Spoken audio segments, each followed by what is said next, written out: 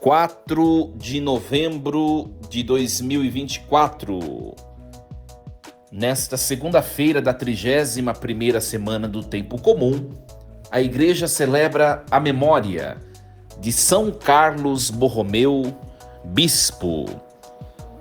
Em nome do Pai, e do Filho, e do Espírito Santo. Amém. Meus queridos filhos e filhas, muito bom dia, vos saúdo com a paz de Jesus, sintam-se bem acolhidos, louvado seja Deus, começarmos a nossa semana de trabalhos, de estudos, ouvindo a palavra de Deus, refletindo a palavra de Deus e colocando a mensagem de Deus na nossa vida, no nosso coração. Sintam-se bem acolhidos, você que está a escutar pela primeira vez, sinta-se bem acolhido. Louvado seja Deus. Peço aos irmãos que curtam esse material, dê um joinha, compartilhe com os amigos. E hoje a igreja celebra a memória de São Carlos Borromeu, um homem marcado pela virtude da humildade. Carlos Borromeu nasceu no dia 2 de outubro de 1538. Olha só, século XVI. São Carlos Borromeu, desde criança, há relatos de que brincava de missa, né? Brincava, gostava de lidar com o sagrado, e depois foi crescendo. Ele era de família nobre da Itália, né? Numa região próxima de Milão. Foi crescendo, se tornou um estudioso de direito canônico e acabou a se tornar arcebispo de Milão, né? Tornando-se arcebispo de Milão, São Carlos Borromeu teve um grande contributo à igreja do seu tempo. São Carlos Borromeu, enquanto bispo, arcebispo de Milão, ele conseguiu aplicar todas as diretrizes, as sugestões previstas no Concílio de Trento, o grande Concílio de Trento, que é o concílio dessa época, né? É a época, infelizmente, da Reforma Protestante, e a Igreja Católica faz a Contra-Reforma, e na Contra-Reforma está o Concílio de Trento, com novas propostas, né, revisando a caminhada da Igreja. E Carlos Borromeu, em obediência para as propostas conciliares, ele consegue aplicar tudo que a Igreja tinha pedido, né? Um homem bastante zeloso, né? Ele era um amante da liturgia, né? E também da vida da igreja. São Carlos Borromeu, ele é tido pela igreja como aquele que criou, que inventou o que hoje nós conhecemos como seminários, né? Hoje nós conhecemos os seminários onde acontece a formação dos rapazes que se tornarão sacerdotes, né? Tudo isso começou em São Carlos Borromeu, o inventor dos seminários nos moldes como nós conhecemos hoje, né? Uma grande casa onde habitam rapazes que se colocam a estudar, né? A filosofia, a teologia, e se preparam espiritualmente, também humanamente, intelectualmente, para receberem o sacramento da ordem, se tornarem sacerdotes. Então, é muito importante, um santo importante para a vida da igreja, né? Inventar os seminários, conseguir aplicar as reformas conciliares de Trento, né? Também uma outra face de São Carlos Borromeu, também muito, muito importante, o seu cuidado com os enfermos, né? São Carlos era chamado no seu tempo de apóstolo dos enfermos. Ele viveu num tempo de uma forte peste, né? Hoje é o que nós chamamos de pandemia, no tempo dele era chamado de peste, né? Uma forte peste, e não teve medo, sem fazer distinção ou preconceito das pessoas contaminadas. Ele ia e servia os enfermos, cuidava dos doentes. Até por isso que depois contraiu a peste e acabou a falecer por esse motivo, né? Então, nós celebramos um homem que, como pastor zeloso, deu a sua vida pela igreja de seu tempo. São Carlos Borromeu, rogai por nós. Meus queridos, nesta manhã dessa segunda-feira, nós vamos proclamar a leitura da carta de São Paulo aos Filipenses, hoje o capítulo 2, versículos do 1 ao 4, e depois fazer a reflexão. Irmãos, se existe consolação na vida em Cristo, se existe alento no mútuo amor, se existe comunhão no Espírito, se existe ternura e compaixão, tornai então completa a minha alegria, aspirai à mesma coisa, unidos no mesmo amor, vivei em harmonia, procurando a unidade, não façais por competição ou vanglória, mas com humildade, cada um julgue que o outro é mais importante, e não cuide somente do que é seu, mas também do que é do outro. Palavra do Senhor. Graças a Deus. Queridos, que palavra bonita, né? É muito importante nós lembrarmos a comunidade de Filipos, né? No comecinho do texto, Paulo diz que essa comunidade é a sua alegria. Olha só que bonito, né? Ele chama essa comunidade de alegria. Os filipenses são a minha alegria. Olha só, né? Eu refletia com vocês há uns dias atrás, né? Será que nós somos alegria para os outros? Ou nós temos sido pedra de tropeço? Ou nós temos sido sei lá, degradação, complicação, né, tristeza para o outro. Para a gente refletir, né? Mas os filipenses são alegria para o apóstolo.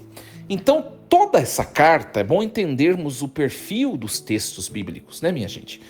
O Novo Testamento é mais fácil de nós compreendermos. Toda essa carta, Paulo, ele não está denunciando pecados da comunidade, porque é uma comunidade que é a sua alegria, exatamente porque não dá trabalho para ele, né? Quando alguém é uma alegria para o outro, quando não enche o saco, não é verdade? Quando alguém enche o saco, não tem nada de alegria. Aliás, minha gente, convenhamos, né? Quem enche o saco da gente, a gente quer longe.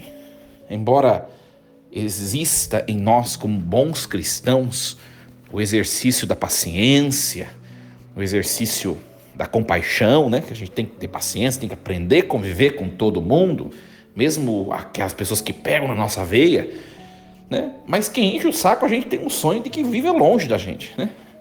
Então, Paulo chama essa comunidade de alegria porque essa comunidade não dá nenhum trabalho para ele. Não dá nenhum trabalho, né? Então, tudo que ele vai falar é no sentido de exortação. Como é uma comunidade que não tem grandes problemas, para que continue a não ter, ele escreve a carta no sentido exortativo. Então, os exegetas dizem que essa carta toda, ela é uma grande exortação para que a comunidade continue a viver em paz e viver bem. E ser, assim, a alegria do apóstolo. Continue a ser a alegria do apóstolo. Olha só.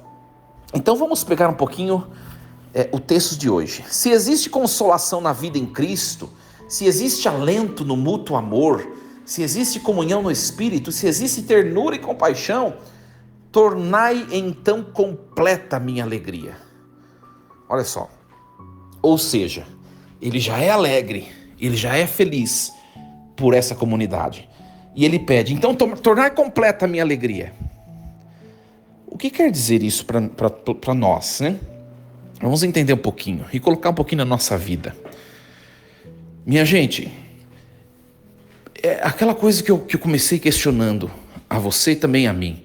Será que nós não temos atrapalhado a vida dos outros? Né? Sabe o que eu vou dizer a vocês, né? Às vezes a gente convive com gente tão chata, né? E é engraçado que tem pessoas que não têm grandes amigos, porque a pessoa é chata, intragável, e só a pessoa não percebe, sabe, minha gente? Às vezes eu fico impressionado com algumas pessoas que todo mundo não gosta da pessoa, a pessoa Todo mundo reclama da pessoa das mesmas coisas, essa pessoa é tal, tal, tal, tal, e só a pessoa não percebe. Né? Só a pessoa, mas é muito impressionante. Tem gente que é aquela coisa, não tem desconfiômetro, como diz minha mãe, né? Não tem desconfiômetro, não tem simancol, né? Você não está vendo que todo mundo está falando a mesma coisa de você? Será que todo mundo está errado? E só você, bonitão, bonitona, né? Tá certo? Ora, você precisa rever, refletir. Eu preciso mudar um pouco o meu jeito. Aí tudo bem, aí procure mudar, porque não é fácil se converter. Né? Aliás, não é fácil receber críticas, né, gente? Convenhamos também, eu e você que está me escutando, ninguém gosta de receber críticas. Mas a gente tem que refletir, eu preciso mudar um pouquinho isso. Preciso mudar um pouquinho aquilo. Né? E aqui Paulo está falando, então, tornar completa a minha alegria. O que quer dizer isso? Que mesmo que esteja bom, ainda é possível sempre melhorar. Minha gente, enquanto nós caminharmos neste mundo, nós nunca vamos atingir a suma perfeição. Nós sempre vamos ter condições de ser um pouco melhor do que nós já somos. E sabe qual é? A partir dessa ideia do que eu estou partilhando com vocês, a gente também tem que refletir se a gente não tem soberba no coração. Sabe por quê? Porque tem gente que se enxerga como uma pessoa acabada, né? É o todo-poderoso, é o todo-santo. Às vezes a gente lidar com pessoas assim, e vou dizer a vocês, sendo bem sincero, que vocês sabem nas minhas reflexões, eu não tenho língua travada, né? Não tenho língua travada. Às vezes tem padres que são desse jeito. Sabe, não se mistura com os outros irmãos do sacerdócio, porque eu sou o melhor, eu sou mais santo, né? Eu vivo a santidade, eu sou elevado. Elevado coisa nenhuma. Você vai falar com gente que convive com esse fulano, com essa fulana, as pessoas podem relatar, fazer um relato de todas as dificuldades e as chatices dessa pessoa. Sabe? Minha gente, sempre a gente tem algo a melhorar.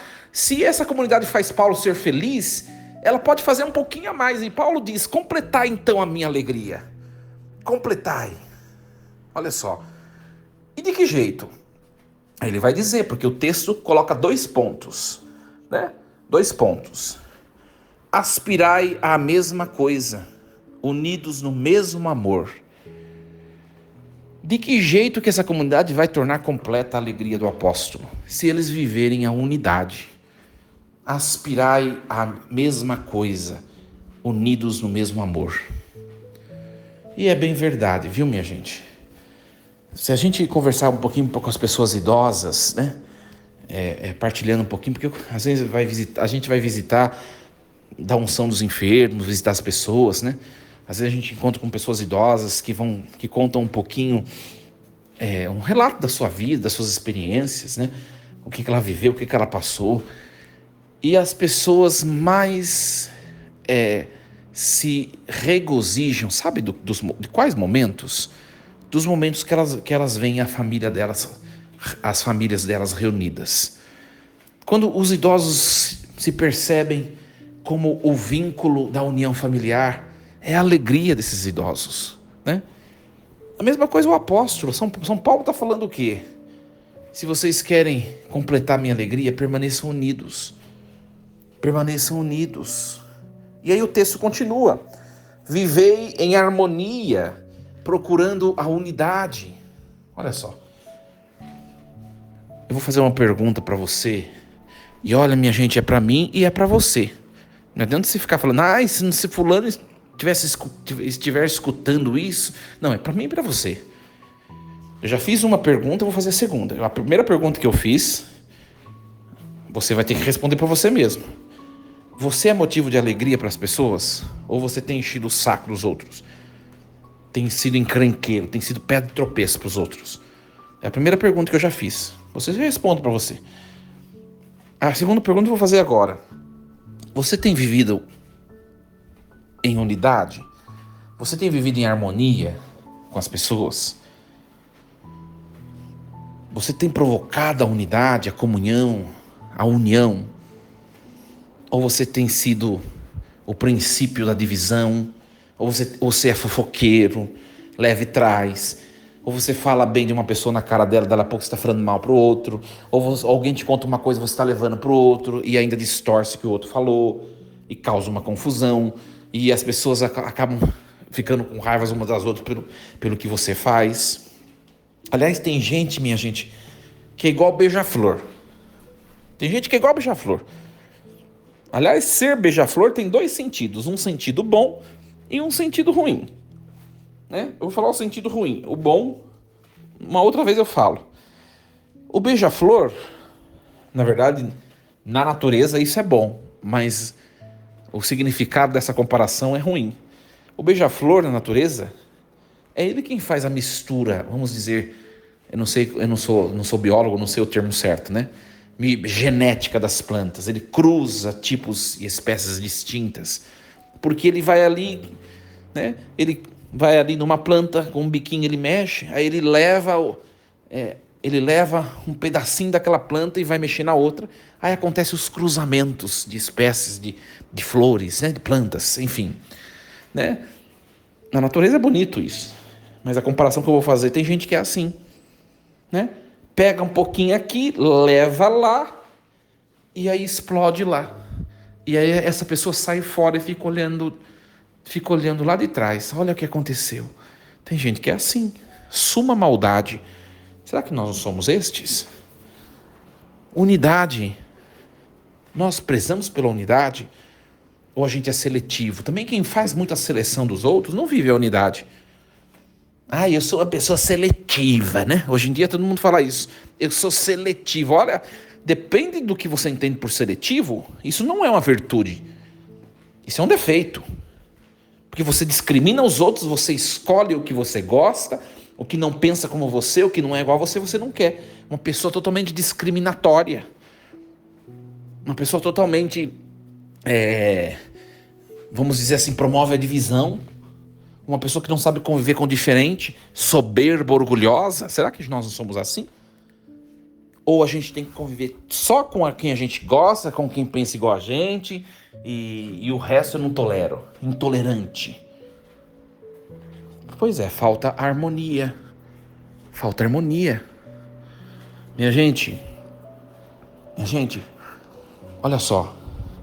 Se você misturar duas cores primárias diferentes, ela vai produzir uma cor terceira, secundária, e que colore a história e a vida do mundo. Se o azul, eu acho que eu lembro um pouquinho disso, de educação artística. Se eu falar alguma coisa errada, vocês me corrigem, mas eu acho que o azul e o amarelo é o que dá o verde, não é isso? Se o azul fosse igual ao amarelo, ele só produziria mais amarelo. Que graça tem tudo amarelo? Amarelo é bonito, mas que graça teria se tudo fosse amarelo? Que graça teria? Mas o azul, que é diferente dele, se une a ele, produz o verde, produz um terceiro, produz mais beleza, produz mais cor. Nós precisamos entender isso. O princípio da harmonia e da unidade não é a igualdade no sentido de uniformismo, mas é a diferença. Coisas diferentes que se somam harmonicamente produzem vida e mais beleza. Só precisa aprender a harmonizar. É o sentido da vida, é a beleza da vida. Temos refletido muito isso nesses tempos. Nós vivemos um tempo, minha gente, de grande intolerância política. Né? Famílias que se separaram e não se falam mais por causa de Lula, de Bolsonaro. Tem famílias que estão divididas até hoje por causa dessa polarização de 1 ano, 2 anos atrás. Tudo gente tonta. Por quê? Porque os políticos estão tudo cheio de grana na conta e os tontos aí, a turma tonta, pobre, que tem que trabalhar todo dia, tá lá brigado por causa dos outros que estão lá cheio de dinheiro na conta. Larga de ser tonto, viva a harmonia, ame. Sabe? Umas coisas que a gente não aguenta, minha gente. A gente não aguenta ver umas coisas. Acontece também a falta de harmonia e de unidade dentro da igreja. Sabe, minha gente, a gente vive uma pressão interna. Eu não consigo compreender esse tipo de situação, sinceramente. E olha, minha gente, até no clero, até no alto clero, pessoas intolerantes. Sabe, você vai a um discurso, às vezes tem uns discursos por aí muito bonito, né? Uns discursos muito de unidade, de não sei o que lá. Aí você vai ver a pessoa, você pensa diferente dela, se ela tem poder nas mãos, ela é severa com quem pensa diferente do que ela. E aí no discurso é uma beleza, o discurso é lindo. Dentro da igreja tem isso. Tem que começar dentro de nós, minha gente. Nós precisamos aprender a viver a harmonia na diferença. Nós precisamos aprender. E aí você pega gente, leigos e clérigos. Ah, eu sou do Papa Bento. Ah, não, eu sou do Francisco. Né? Ah, eu sou tradicionalista. Ah, eu sou carismático. Ah, eu sou não sei o que lá. Olha, a gente não é nada. A gente é filho de Deus e nós congregamos a mesma e única igreja. E acabou. Pronto. Não dá para entender. Ah, eu sou padre de usar polo, né? Roupa polo, camisa polo, né? Baby look. Ah, eu sou padre de usar batina. Tá tudo bem. Quem quer usar camisa polo, que use. Quem quer usar batina, que use. Ambos são sacerdotes da mesma e única igreja. Acabou. Cada um cuida da sua vida. A gente precisa, minha gente, ser mais um pouco categórico, sabe? E se eu quiser também uma coisa e outra, um dia eu estou de polo, outro dia eu estou de batina, também o problema é meu. Parar de rotular as pessoas, porque quando a gente começa a rotular as pessoas, nós não vivemos a harmonia, a unidade que vem de Deus. Pelo amor de Deus, minha gente, pelo amor de Deus, não sejamos pessoas de rótulos. Ontem eu disse na minha homilia, né? Tem muita gente revestida com banho de ouro, com casca de ouro, por fora lindo, mas dentro parece um sepulcro cheio de podridão, fedido, sujo, e por fora casca banhada a ouro. Para de se apegar a rótulos. Rótulos não diz nada, minha gente. Rótulos não diz nada. Eu não sei se vocês já tiveram a oportunidade de ter uma admiração. Eu sempre falo, né? Paixão, é um amor platônico, né? A gente fala amor platônico, né?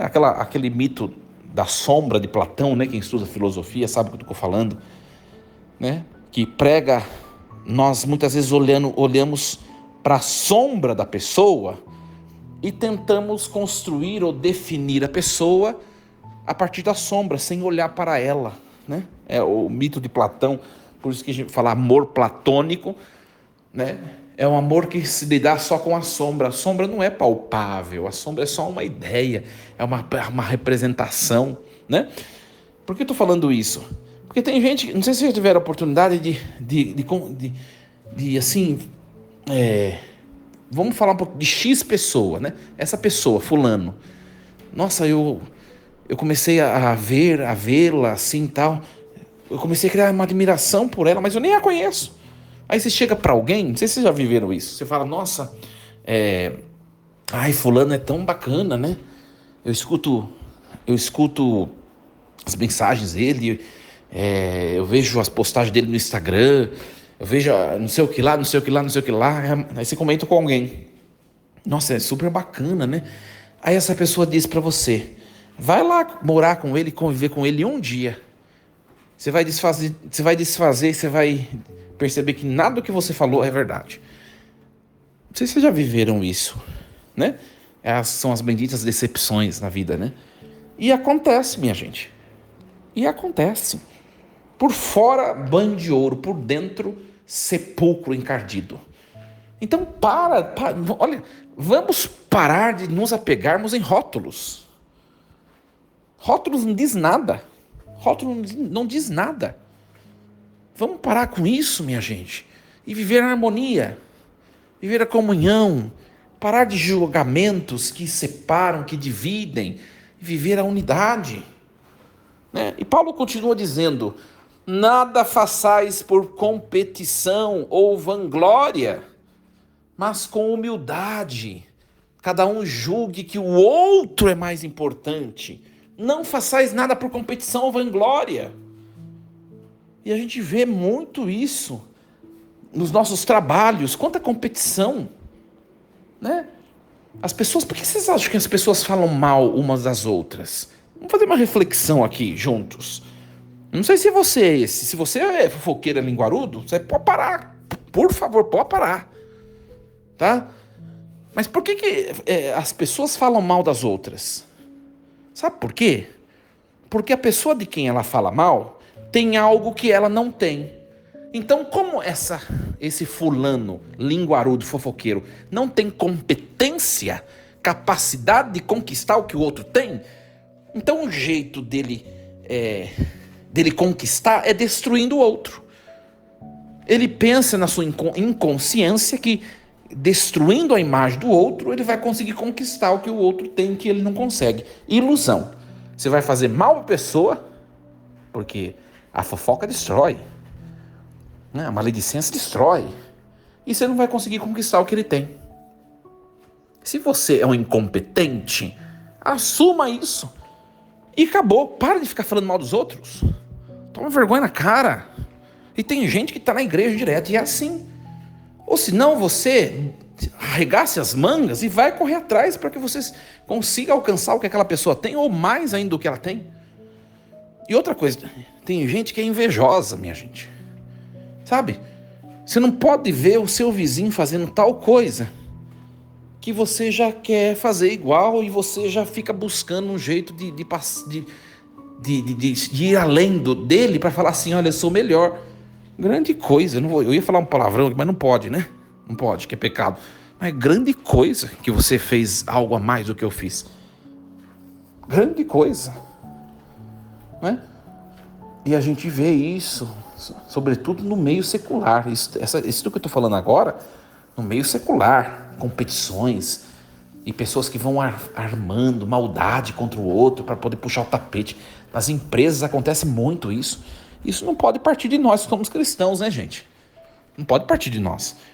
E é muito triste que às vezes a gente vê isso na igreja, minha gente. Na igreja. Né? Ficam armando coisas para poder tirar uma pessoa, outra pessoa. É muito triste isso. Muito triste. Não pode, nós que somos cristãos, você que está me escutando, nós não podemos ter princípio disso. Pelo amor de Deus. Competição, vanglória. E acontece às vezes na igreja, minha gente. Na igreja. Né? Olha, as pessoas ficam competindo, às vezes competindo até a amizade do padre, fica aquela coisa chata, sabe? Parece criança, e mimimi aqui, mimimi ali. Isso vale na igreja e em qualquer outro lugar. Para com isso. Cada um de nós temos os nossos próprios talentos, que os outros não têm. Né? Nós temos nossos talentos que os outros não têm. E tá ótimo. Como também o outro tem talentos que eu não tenho, também tá ótimo. Se eu conseguir me esforçar e chegar ao que o outro é esforço meu. Mas eu não posso querer fazer isso para diminuir o outro, destruir o outro. Por isso, minha gente, a gente precisa tomar muito cuidado dentro dos nossos sentimentos. Cuide dos seus sentimentos, viu? Não deixe esse espírito de competições, vanglória, né? Espírito de soberba. Não deixe essas coisas tirar sua paz. E eu vou dizer, minha gente, esses pecados que nós consideramos pequenos, sabe? As pessoas às vezes não confessam essas coisas, sabe? Você vai no confessionário, a gente atende confissão, é só pecado desinente da luxúria, é só pecado de cunho sexual. Ninguém confessa fofoca, ninguém confessa que sentiu inveja, ninguém confessa que fez mal pro outro, ninguém confessa que falou mal do outro e causou um malefício pro outro, ninguém fala essas coisas, né? Só que essas coisas destroem relações, destroem ambientes, né? A gente tem que tomar cuidado. E aí o apóstolo continua. cada um julgue que o outro é mais importante. Olha, isso é forte, viu, minha gente? Eu achar que o outro é mais importante. Eu tenho tentado exercitar um pouco isso, sabe, em mim. Partilhando um pouquinho com vocês, né? Ver a virtude daquelas pessoas com quem você convive e perceber, olha como que ele tem capacidade de fazer tal coisa. Que bonito isso, que legal. Louvado seja Deus. Louvado seja Deus. Olha como que ele faz tal trabalho, ou ela faz tal trabalho que eu não conseguiria fazer. Louvado seja Deus, que Deus abençoe, que Deus se aperfeiçoe. Por que a gente não é desse jeito? E aí você vê alguma pessoa tendo bom êxito no que faz, você já fica com inveja, você vai tentar fazer igual e não sei o quê. Para! Cada um tem seu talento, seu dom naquilo que Deus... naquilo em que Deus lhe presenteou. Não fique tentando ser o outro. Você é você mesmo. Você é você mesmo. Não fique tentando ser o outro. Eu, de uns anos pra cá, sabe, minha gente? Eu tenho refletido muito sobre a questão de amizades. Né? Eu hoje não fico implorando mais afetos, não. Eu percebo que eu não tenho mais espaço em determinados relacionamentos, eu caio fora. Por quê? Porque eu tenho tantas coisas, tantas virtudes a oferecer para o próximo. Se o próximo quiser e eu for importante para ele vai querer conviver comigo. Agora, se o próximo não tem o desejo de conviver comigo, é porque o que eu tenho a oferecer não faz sentido. Então, tchau, queima o chão. Por isso que eu não tenho problema com essa questão de ciúmes, sabe? Eu sempre acreditei nisso. Cada um tem o seu espaço. E o seu espaço ninguém vai tirar. Se você de fato é amado por alguém, ninguém vai tomar o seu espaço, o seu lugar no coração daquela pessoa. Se alguém ocupar o seu espaço, é porque você nunca possuiu aquele espaço. É que aquilo nunca foi seu. Você pensou que possuía, mas aquilo nunca foi seu. Pra gente refletir, viu? Quando a gente começa a entender um pouco isso, a gente para com ciúminho, com competição, com rivalidade, rixas, inveja. Eu tenho consciência disso. Eu tenho amizade, tenho carinho por várias pessoas, sabe? E cada pessoa é única. Ninguém é igual a ninguém. Tem um elemento no convívio com fulano, que é só aquele fulano que é daquele jeito, que se relaciona comigo daquele jeito. Ele nunca vai ser substituído. Só que tem o cicrano lá, que é outro esquema, e que também é único, e acabou. Cada um é cada um, pronto. Ninguém substitui ninguém. Por isso que eu falo, quando a gente percebe que a gente não tem mais espaço, presta bem atenção nisso e guarde, viu? Para de ficar implorando afeto. Tem gente que fica mendigando amizade. Tem gente que fica mendigando afeto. Para. Se você está percebendo que você já não tem espaço, eu vou dizer uma coisa para você. É que você nunca teve. Nunca teve. Né? Eu tenho conhecidos, né? Por onde eu passo, as paróquias que eu passo, eu crio sempre amizade com 1, 2, 3 pessoas. Não sou muito também de multidões, né? Isso é minha característica. E tem pessoas, minha gente, que quer ter amizade com milhões de padres, sabe? Esses dias eu comentei com uma pessoa, né? Quer ter amizade com milhões de padres. E só que quando você acaba fazendo isso daí, você vai acabar deixando de lado uma pessoa que talvez tenha importância para você e você deixou de lado. Você vai perder a pessoa. Né? Ame, acaricie aquilo que é seu. Defenda, lute. O que é seu, ninguém vai tirar. Por que eu estou comentando isso? Eu percebo às vezes que tem algumas pessoas que querem ter amizade com um monte de sacerdote. E aí, tô falando de mim, né? A hora que eu percebo que eu não tenho mais lugar ali, eu falei, eu cedo minha vez pro outro, acabou, eu vou e pico a mula. E para mim acabou de verdade. E eu acho que a gente precisa ser assim, né? Assumir de verdade o que é nosso, porque daí a gente não tem mais espaço para esses sentimentos ruins de competições, enfim, né, minha gente? E aí Paulo termina: não cuide somente do que é seu, mas também do que é do outro. com essa frase, que é a última, eu também termino aqui, já delongamos bastante. Minha gente, a gente precisa cuidar do que é do outro. A gente precisa cuidar do outro. Se você ama uma pessoa, se uma pessoa você percebe que já fez tanto por você, ela já se doou por você, é porque ela te ama de verdade. Para de ficar tentando achar outras pessoas para pôr no lugar dela. Se contente com ela. Tenho vontade de conhecer fulano, ciclano. Para, você já tem o que é seu. Você já tem o que é seu. Cuide do que é seu. Porque se você perder e ficar olhando para o que é do vizinho, você vai perder o que é seu e não tem volta. Cuide do que é seu. Seja amizade, seja relacionamento, enfim. E cuidar também do que é do outro. Né? Cuide do que é do outro. Se você ama alguém, tudo aquilo que a pessoa é e tem e possui, deve também ser cuidado de maneira muito zelosa por você. Cuide do que é do outro. As pessoas hoje em dia, elas estão vivendo uma mentalidade de egoísmo. Eu vejo na igreja isso, sabe, minha gente? Nossa, eu fico muito bravo quando eu vejo as coisas da igreja, as pessoas fazendo mau uso das coisas da igreja. E a gente faz isso com os bens públicos.